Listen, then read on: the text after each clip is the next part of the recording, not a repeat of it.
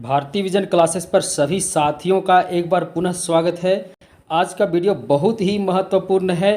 तो चलिए आज प्रारंभ करते हैं हिंदी साहित्य का इतिहास में एक ही नाम के मिलती जुलती रचनाएं, जिसका कन्फ्यूजन हर विद्यार्थी को होता है और जब वे परीक्षा में बैठते हैं तो गलत टिक मार के आ जाते हैं। तो आज बहुत ही आसान तरीके से इन मिलती जुलती रचनाओं को सॉल्व भी करेंगे, कैसे इसे याद करना है। चलिए आज प्रारंभ करते हैं हिंदी साहित्य में महत्वपूर्ण टॉपिक मिलती जुलती रचनाएं।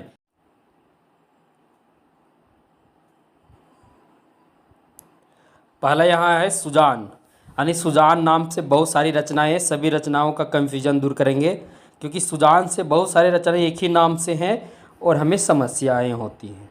यहाँ देखिए, सुजान से हम देखेंगे सुजान सागर, सुजान शतक और सुजान हित प्रबंध। कौन कौन? सुजान सागर, सुजान शतक और सुजान हित प्रबंध। सुजान सागर, सुजान शतक और सुजान हित प्रबंध, ये तीनों रचनाएं किनकी हैं? तो घनानंद की हैं।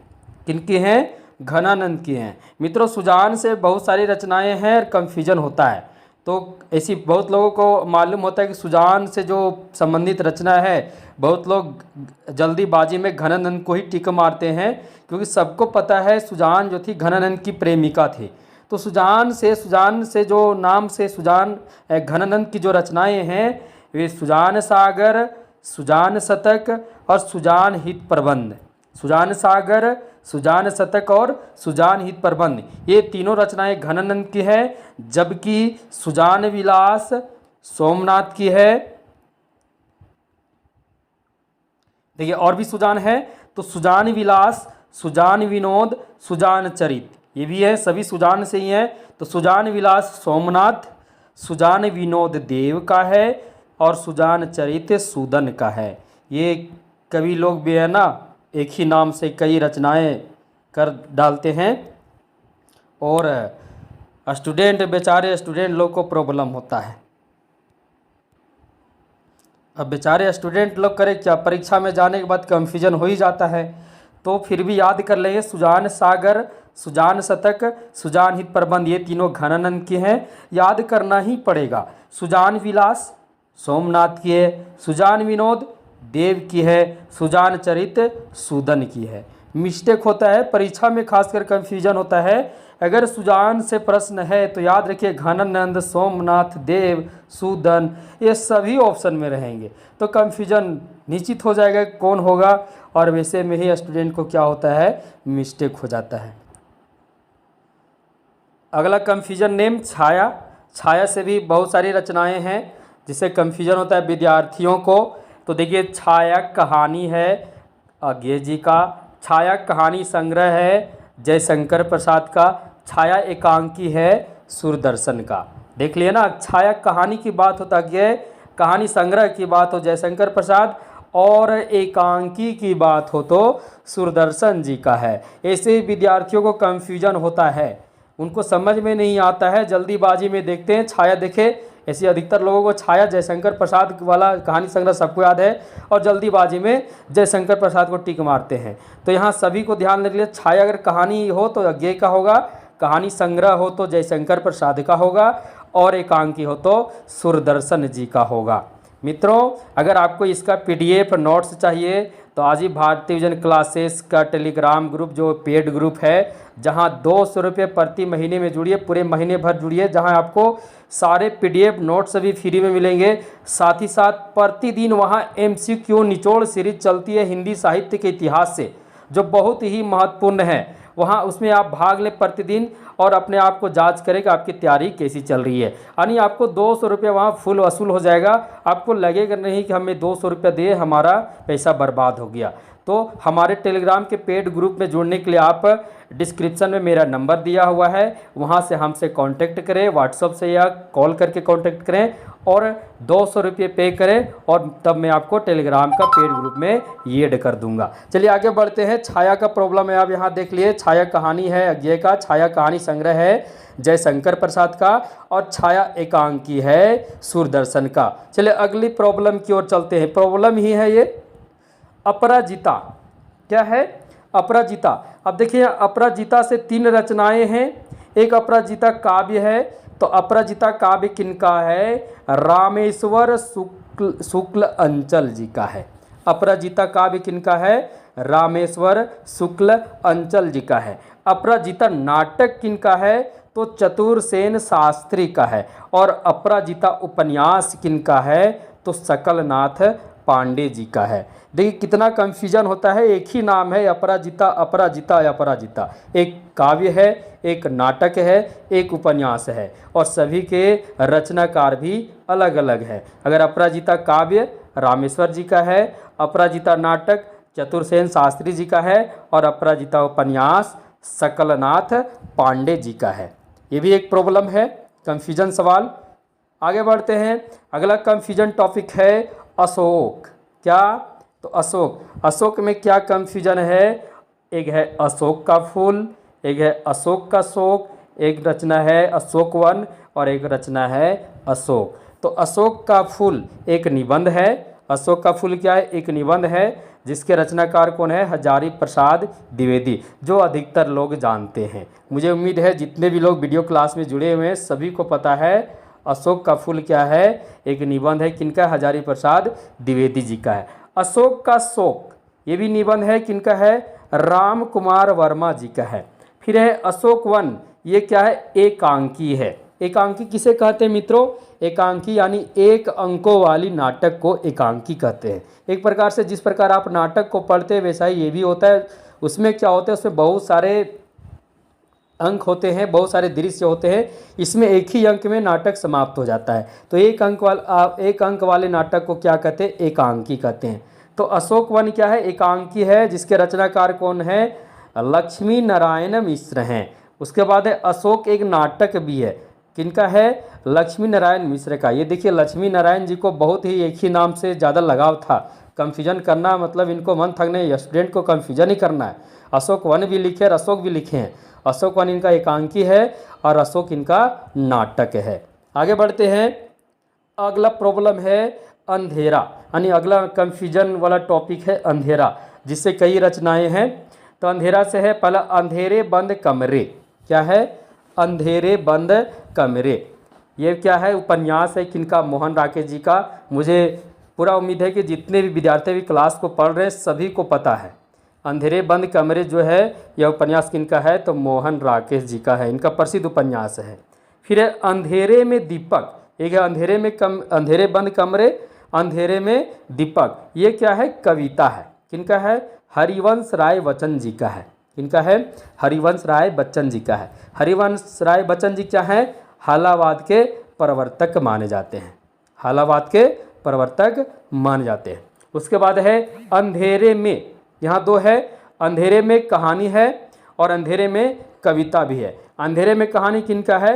निर्मल वर्मा जी का है। और अंधेरे में कविता किनका है? मुक्ति बोध का है। अब यहाँ देखिए निर्मल वर्मा मुक्ति बोध, आप लोग क्यों कंफ्यूजन करते हैं?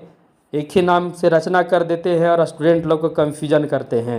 तो देख लीजिए विद्यार्थी लोग, अंधेरे में कहानी किनका है? निर्मल वर्मा जी का है। और अंधेरे में कविता मुक्ति बोध का है। कविता ऐसी कैसे आपको याद रखना है, सबको पता है निर्मल वर्मा प्रसिद्ध है कहानीकार हैं और मुक्ति बोध प्रसिद्ध क्या हैं? कवि हैं। तो अंधेरे में कहानी की बात हो निर्मल वर्मा और अंधेरे में कविता की बात हो मुक्ति बोध। इधर ज़्यादा कंफ्यूजन नहीं। अंधेरे बंद कमरे, अंधेरे में दीपक, ये थोड़ा सा इसमें अंतर है। तो अंधेरे बंद कमरे मोहन राकेश जी का उपन्यास है और अंधेरे में दीपक कविता हरिवंश राय बच्चन जी का है। आगे बढ़ते हैं। चलिए अगला कंफ्यूजन है कंफ्यूजन नंबर 6, अंधा। क्या आ गया यहाँ पर? अंधा आ गया। इसमें भी कंफ्यूजन होगा। देखिए कैसे कंफ्यूजन होगा। अंधा से अंधा युग, अंधा से अंधा कुआं और अंधा से अंधी गली।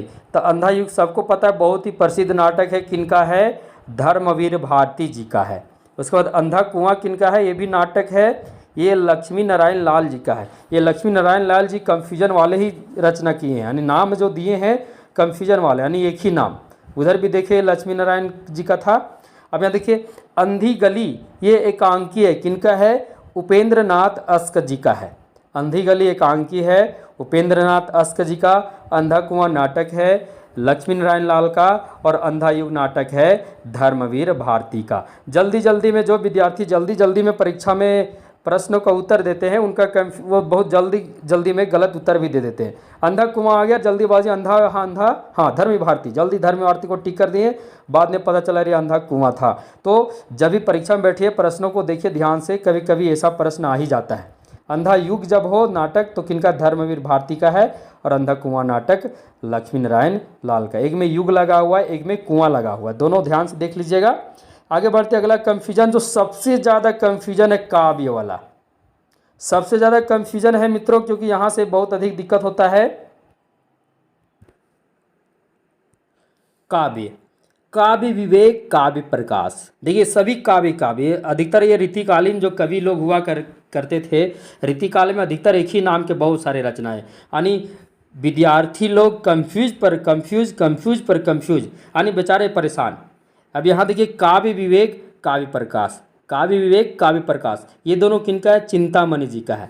काव्य विवेक, काव्य प्रकाश। उसके बाद देखिए काव्य विलास, काव्य विनोद, काव्य विलास, काव्य विनोद किनका है, प्रताप सिंह जी का है। ये सारे रचनाकार हैं, वो विद्यार्थियों को कन्फ्यूजन खाली करते हैं। विद्यार्थी लोग बेचारे परेशान, कैसे याद करें, इतना याद करें फिर भी मिस्टेक हो जाएगा कि इसमें क्या हो जाएगा, क्योंकि एक ही नाम काव्य सब जगह लगा हुआ है। तो काव्य विवेक, काव्य प्रकाश, तो आप इधर याद कीजिएगा विवेक प्रकाश चिंतामणि जी का है, और विलास विनोद किनका है, प्रताप सिंह जी का। उधर तो काव्य लगा ही है, तो ऐसे ही याद कीजिएगा तो याद हो सकता है, नहीं तो आपका कंफ्यूजन कभी दूर नहीं होगा। तो काव्य विवेक, काव्य प्रकाश, यानी लास्ट डिजिट को याद करना है। विवेक और प्रकाश चिंतामणि जी के पास गए थे, यानी उन्हीं का है। विवेक और प्रकाश चिंतामणि, और विलास और विनोद प्रताप सिंह, यानी काव्य विलास, काव्य विनोद प्रताप सिंह जी का है। और भी कंफ्यूजन है, क्योंकि बहुत ज़्यादा कंफ्यूजन काव्य वाला में है। उसके बाद देखिए काव्य रसायन और शब्द रसायन, रसायन याद रखिएगा, काव्य रसायन और शब्द रसायन, ये दोनों किनका है, तो देव का है। किनका है, देव जी का है, काव्य रसायन, शब्द रसायन। उसके बाद है काव्य लोक, काव्य दर्पण, काव्य विमर्श, लोक दर्पण विमर्श, काव्य लोक दर्पण विमर्श, ये तीनों क्या है, तो तीनों है राम दहिन मिश्र का। किनका है, राम दहिन मिश्र का है काव्य लोक, काव्य दर्पण, काव्य विमर्श। उसके बाद देखिए और भी है काव्य से, तो क्या है, काव्य निर्णय भिखारी दास और काव्य सिद्धांत श्रुति मिश्र। देखिए भिखारी दास का एक और रचना है श्रृंगार निर्णय, तो श्रृंगार निर्णय और काव्य निर्णय दोनों भिखारी दास का ही है। किनका है, भिखारी दास का ही है। और काव्य सिद्धांत किनका है, तो श्रुति मिश्र का है। तो यहाँ देखिए काव्य से बहुत सारे कंफ्यूजन रहे, एक ही नाम काव्य लगा हुआ है, और विद्यार्थी परेशान। काव्य विवेक, काव्य प्रकाश चिंतामणि, काव्य विलास, काव्य विनोद प्रताप सिंह, काव्य रसायन और शब्द रसायन आ जाएगा, समझ लीजिएगा देव जी का है। किनका है, देव जी का है। उसके बाद देखिए काव्य लोक, काव्य दर्पण, काव्य विमर्श, ये तीनों किनका है, तो तीनों राम दहिन मिश्र जी का है। और उसके बाद तो काव्य निर्णय भिखारी दास जी का, ये बहुत महत्वपूर्ण है, क्योंकि परीक्षा में यहाँ से प्रश्न आता है काव्य निर्णय के रचनाकार कौन है, तो भिखारी दास का है। और काव्य सिद्धांत किनका है, तो श्रुति मिश्र जी का है। मैं आपको पुनः बता रहा हूं कि आपको अगर इसका पीडीएफ नोट्स चाहिए तो पीडीएफ नोट्स भी आपको बहुत ही आसानी से मिल सकती है। सिर्फ आपको क्या करना है, भारती विजन क्लासेस का टेलीग्राम ग्रुप चल रहा है, जो एक पेड ग्रुप है, जिसमें आप 200 रुपये देकर पूरे महीने भर के लिए जुड़ जाइए, जहां आपको पीडीएफ नोट्स के साथ साथ प्रतिदिन हिंदी साहित्य का निचोड़ एमसीक्यू सीरीज चल रही है। प्रतिदिन रात्रि 9 बजे से टेस्ट होती है, जिसमें आप प्रतिदिन भाग ले सकते हैं और अपने आप को जांच सकते हैं कि आपकी तैयारी कैसी चल रही है। और 200 रुपये कोई बड़ी बात नहीं है, अभी तो लोग 1 घंटे में ख़त्म कर देते हैं कहीं पर। 200 रुपये दीजिए और महीने भर उसमें एमसीक्यू में भाग लीजिए और अपने आप को जांचिए आपकी तैयारी कैसी है। तो परीक्षा से पहले ही आपकी तैयारी बहुत बेहतर हो जाएगी। तो आज ही जुड़ें भारतीय विजन क्लासेस के टेलीग्राम ग्रुप से। टेलीग्राम ग्रुप में आपको जुड़ना कैसे है, डिस्क्रिप्शन बॉक्स में मेरा नंबर दिया हुआ है, वहाँ से हमसे डायरेक्टली कॉल करके भी कांटेक्ट कर सकते हैं या फिर व्हाट्सएप के माध्यम से एसएमएस कर सकते हैं। मैं आपको नंबर दूंगा जिसमें आपको क्या करना है, फ़ोनपे या फिर जैसे भी जिस प्रकार आपको यूपीआई के माध्यम से पे करनी है, उसके बाद हम आपको टेलीग्राम पेड ग्रुप में ऐड कर देंगे पूरे 1 महीने के लिए। चलिए आगे बढ़ते हैं। अगला कंफ्यूजन वाला है गुनाहों। गुनाहों से भी कंफ्यूजन होगा। यहाँ देखिए गुनाहों से कौन कौन सी रचना है। गुनाहों का देवता, गुनाहों की देवी, यानी गुनाहों का देवता भी है, गुनाहों का देवी भी है, देवता देवी दोनों है ना। फिर गुनाहों की देवी एक और है, और गुनाहों देवता के गुनाह, यानी कुल मिला जुला कर कहें तो यहाँ देवता और देवी से ही है। तो गुनाहों का देवता किनका है, उपन्यास है धर्मवीर भारती का, जो बहुत ही प्रसिद्ध है और लगभग परीक्षा में यह प्रश्न पूछ ही देता है। तो गुनाहों का देवता उपन्यास, यहाँ जितने भी देखिए सभी उपन्यास हैं, सभी उपन्यास है। ये रचनाकार लोग क्यों कन्फ्यूजन करते हैं स्टूडेंट लोग, एक ही तरह से रचनाएं करते हैं और विधा भी सेम। अब विद्यार्थी परेशान। यहाँ देखिए कैसे याद करना। गुनाहों का देवता हो तो धर्मवीर भारती, देवता के पास धर्म, धर्म की रक्षा करना हो तो देवता क्या होते हैं, धरती पर तो अवतरण लेते ही हैं। तो गुनाहों का देवता उपन्यास धर्मवीर भारती। और गुनाहों की देवी, अब यहाँ देवी भी है, गुनाहों की देवी यादवेंद्र शर्मा की है। उसके बाद गुनाहों की एक और देवी, यानी गुनाहों की देवी दो उपन्यास है, गुनाहों की देवी, गुनाहों की देवी एक ही नाम। ये रचनाकार लोग ऐसा क्यों करते हैं, विद्यार्थियों को कंफ्यूजन करने के लिए। तो गुनाहों की देवी, गुनाहों की देवी दोनों उपन्यास है, एक है यादवेंद्र शर्मा का, एक है मेवाराम का। अब आगे है देवता का गुनाह। देवता का गुनाह भी उपन्यास है, किनका है, देवेश ठाकुर जी का है। किनका है, देवेश ठाकुर जी का है। तो यहाँ देवता और देवी का ही कुल मिला जुला कर ये गुनाहों से जुड़ा हुआ है। आगे बढ़ते हैं। अब चलते कंफ्यूजन नंबर 9, यानी गंगा।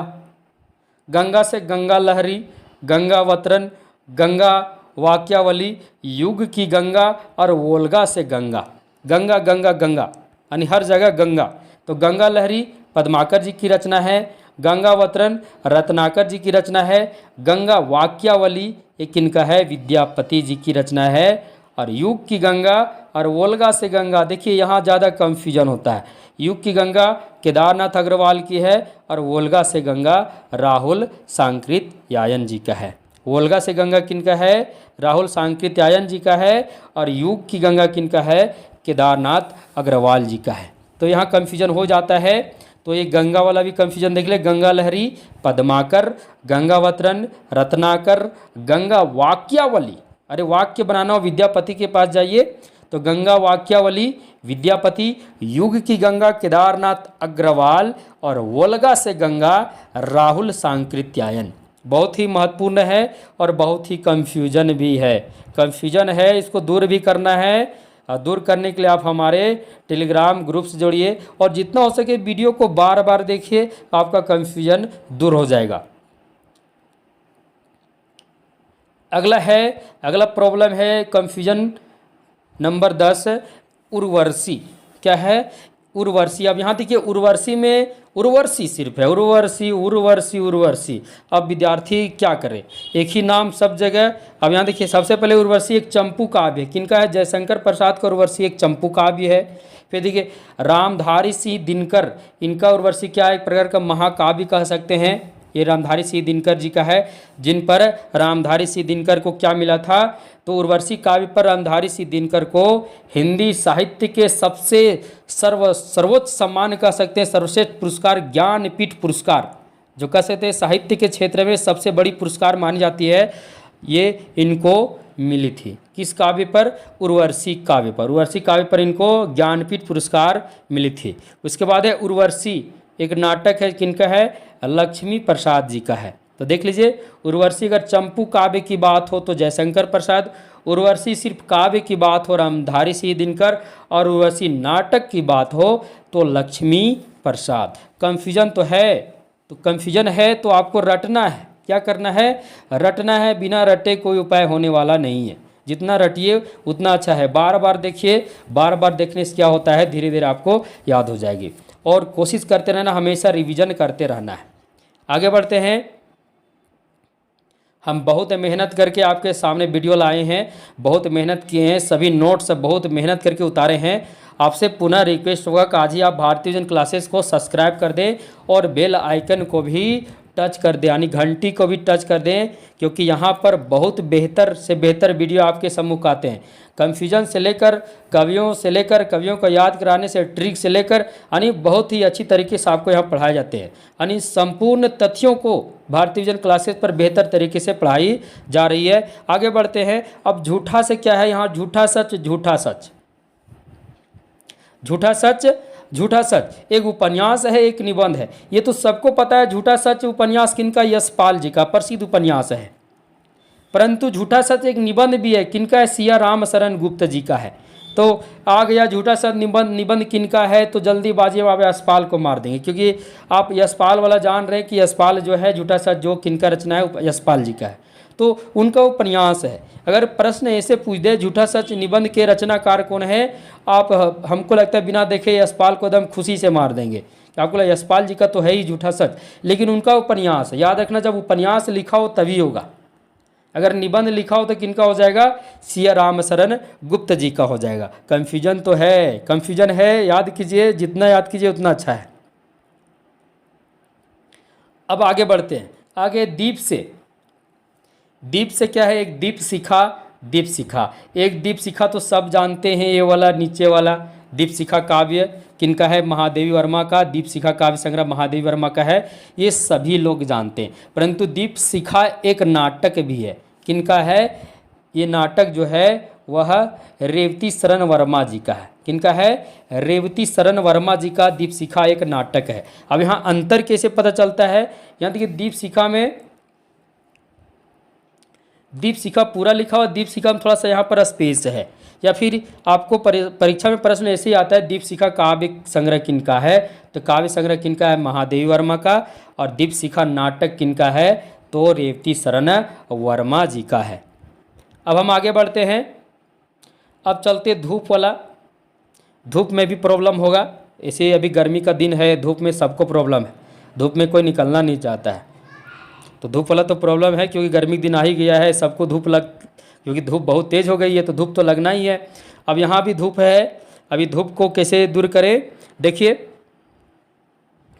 धूप के धान, धूप की तलवार, साये में धूप, सीढ़ियों पर धूप। अरे सब जगह धूप ही धूप है, क्योंकि गर्मी का दिन है, और कह सकते हैं कि अब तो लू भी चलने लगेगी, कुछ दिन में चल ही रही है, अभी थोड़ा कम है, अब धूप का असर तो होगा ही। तो धूप के धान काव्य है, किनका है, गिरजा कुमार माथुर जी का। धूप की तलवार ये कविता, ये काव्य संग्रह है, जबकि धूप की तलवार क्या है, कविता, किनका, केदारनाथ अग्रवाल। साये में धूप ये गजल है, क्या है, एक गजल है, किनका, दुष्यंत कुमार जी का है। फिर सीढ़ियों पर धूप, साये में भी धूप और सीढ़ियों पर भी धूप, यानी सीढ़ियों पर धूप किनका है, काव्य है रघुवीर सहाय का है।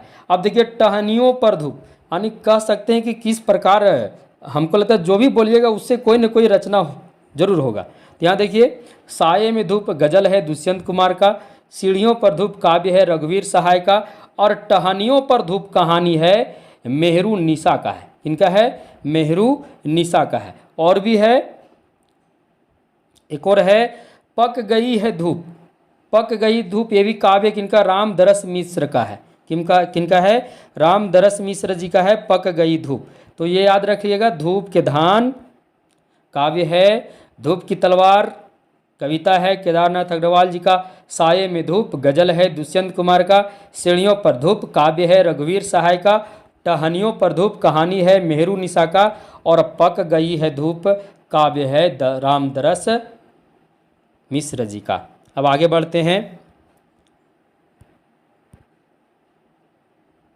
आगे है भक्तमाल, ये भी कंफ्यूजन है। भक्तमाल, एक भक्तमाल, एक नव भक्तमाल, एक उत्तरार्ध भक्तमाल, तीन भक्तमाल है। भक्तमाल नाभादास की कृति है जो बहुत प्रसिद्ध है, और उम्मीद रखिए कि परीक्षा में यहाँ से प्रश्न निश्चित आएंगे। भक्तमाल क्या है, तो भक्तमाल नाभादास की कृति है। एक नव भक्तमाल, नव भक्तमाल किनका है, राधाचरण गोस्वामी जी का है।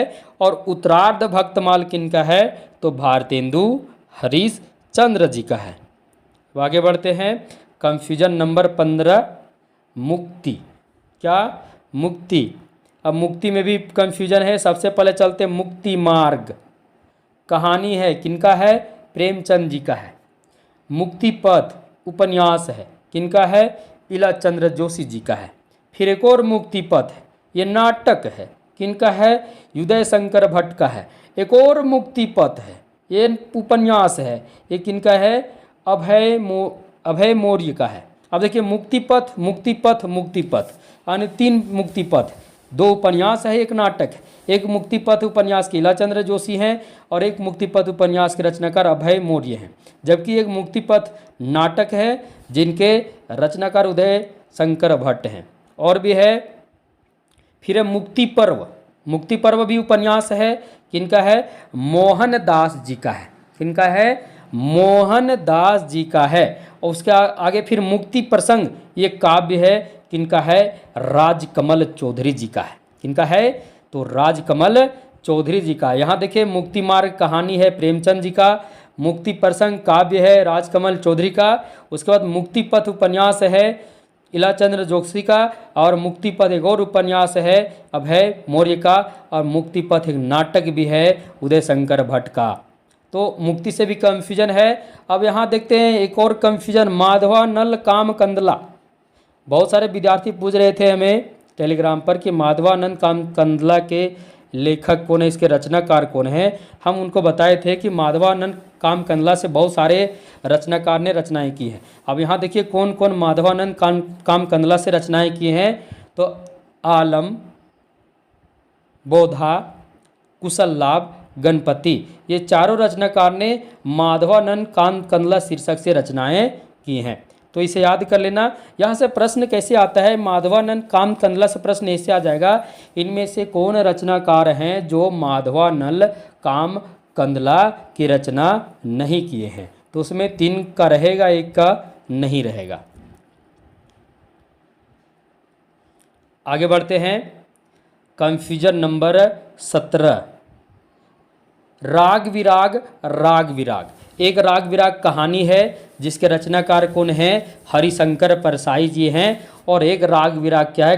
काव्य संग्रह, जो सूर्यकांत त्रिपाठी निराला जी क्या हैं? इसके रचनाकार हैं। राग विराग एक काव्य संग्रह है जिसमें आपका सरोज स्मृति और कुकुरमुत्ता इत्यादि बहुत सारे महत्वपूर्ण काव्य कविता क्या है उसमें संकलित हैं। तो राग विराग काव्य संग्रह किनका है? सूर्यकांत त्रिपाठी निराला जी का है। और राग विराग कहानी किनका है? हरिशंकर परसाई जी का है। अब देखते हैं वापसी। एक वापसी कहानी है जो उषा प्रियवंदा का है, जो आप सभी जान रहे हैं। वापसी कहानी के लेखक कौन है? उषा प्रियवंदा हैं। और वापसी एक एकांकी भी है जिसके रचनाकार कौन है? उदय शंकर भट्ट जी इसके रचनाकार हैं। अब आगे बढ़ते हैं, अब युग से चलते हैं। अब युग में क्या है? एक युगपथ है जो काव्य है, युगधारा कविता है, युगधारा कविता है, युगचरण काव्य है। तो यहाँ देखिए युगपथ काव्य संग्रह किनका है? सुमित्रा नंदन पंत जी का है। युगधारा कविता किनका है? नागार्जुन का है। युगधारा कविता किनका है? सोहनलाल द्विवेदी जी का है। युगचरण काव्य संग्रह किनका है? माखनलाल चतुर्वेदी जी का है। तो युग से ये 4 कन्फ्यूजन है जिसे आप याद कर लेना।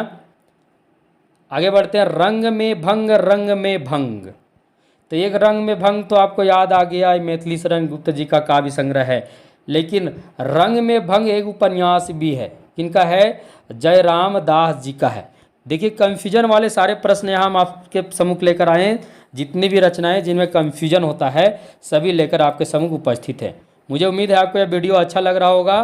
आप वीडियो को लाइक करें और वीडियो को हो सके शेयर करें और चैनल को ज़रूर सब्सक्राइब करें और बेल आइकन को क्लिक करें, क्योंकि यहाँ एक से बढ़कर एक वीडियो क्लास आते ही रहती है जो आपके लिए बहुत ही महत्वपूर्ण है। यहाँ सिर्फ हिंदी साहित्य का ही बेजोड़ निचोड़ सीरीज चलती है। तो आज ही आप जुड़ जाएं चैनल को सब्सक्राइब करके भारतीय विजन क्लासेस से। रंग में भंग क्या है? एक काव्य है मैथिली शरण गुप्त जी का, और रंग में भंग एक उपन्यास है जयराम दास का। अगला कन्फ्यूजन चलते हैं, सतसई। देखिए ये भी कन्फ्यूजन है, माधवानंद काम कंदला जैसा इसमें भी कन्फ्यूजन है। सतसई के रचनाकार करने वाले, सतसई के रचनाकार कौन कौन है, यानी कौन कौन कवि हैं जिन्होंने सतसई की रचना किए हैं? यहाँ देख लीजिए, बिहारी, रसनिधि, वीरेंद्र कवि, राम सहाय और मतीराम, ये सभी क्या किए हैं, ये सभी सतसई की रचना किए हैं। बिहारी सतसई को बिहारी सतसई कहा जाता है, बाकी सभी को सतसई।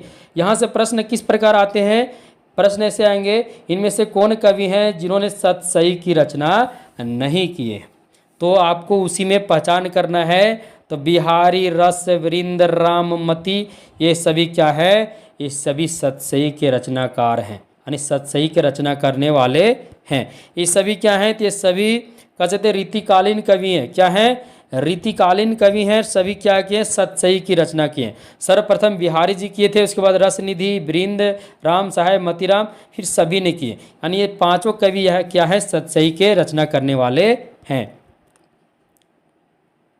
अब आगे बढ़ते हैं। भ्रमर गीत वाला भी प्रॉब्लम होता है।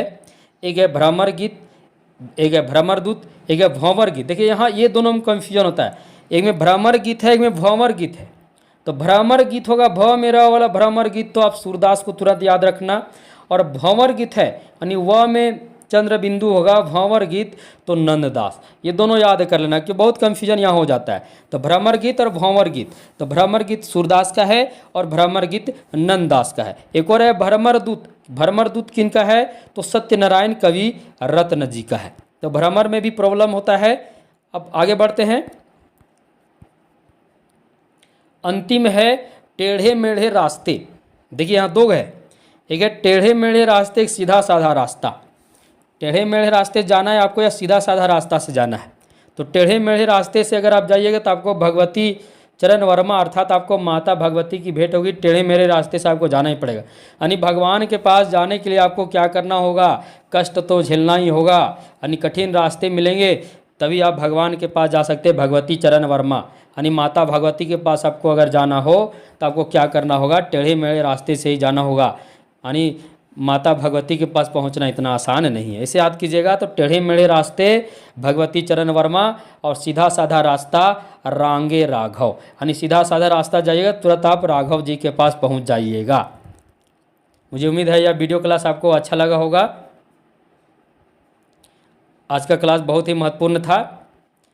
मित्रों, आपको लास्ट में पुनः बता देना चाह रहा हूँ कि आपको अगर इसका PDF नोट्स चाहिए, इसके अलावा भी जितने वीडियो क्लास है हमारे YouTube पर उपलब्ध है, YouTube चैनल पर सारे वीडियो क्लास का आपको अगर PDF नोट्स चाहिए तो आज ही आप भारती विजन क्लासेस को सब्सक्राइब करें, बेल आइकन को भी क्लिक करें और साथ ही साथ हमारे टेलीग्राम पेड ग्रुप से जुड़े, जहां आपको परीक्षा संबंधित न्यूज़ अपडेट और नया जो भी अपडेट नए आएंगे सभी नए अपडेट आपको वहां बताए जाएंगे।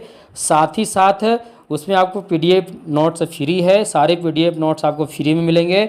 इसके अलावा प्रतिदिन सबसे बेहतर जो वहाँ जो लक्ष्य है, मुख्य लक्ष्य है टेलीग्राम ग्रुप का, पेड टेलीग्राम ग्रुप का, उसमें यह है कि आपको प्रतिदिन रात्रि 9 बजे MCQ सीरीज का टेस्ट होता है, वो भी सिलेबस के अकॉर्डिंग और टॉपिक वाइज। ऐसा नहीं जहाँ तहाँ से आपको टॉपिक वाइज प्रतिदिन 50 प्रश्नों का महा MCQ सीरीज टेस्ट होती है, जो प्रत्येक दिन होती है। उसमें भाग लीजिए और अपने आप को जांचेगा आपकी तैयारी कैसी चल रही है। बहुत ही महत्वपूर्ण है। मात्र उसमें पेड ग्रुप में ज्वाइन करने के लिए मात्र आपको 200 रुपये पेड करने हैं और पूरे महीने भर के लाभ उठाने। आपको पैसा वसूल हो जाएगा, आपको लगेगा नहीं कि मेरा पैसा बर्बाद हो गया। तो आज ही जुड़े आप हमारे टेलीग्राम चैनल से, साथ ही साथ भारती विजन क्लासेस को भी सब्सक्राइब कर दें और बेल आइकन को भी क्लिक कर दें, क्योंकि यहाँ सब कुछ मिलेगा, यहाँ सब कुछ फ्री है। यानी भारती विजन क्लासेस पर जितने भी वीडियो क्लासेस हैं सभी फ्री हैं, सभी को पूरा पढ़िए, आपको यहाँ बहुत बेहतर तरीके से सब कुछ मिलेगी। चलिए तब तक के लिए धन्यवाद, शुभ संध्या।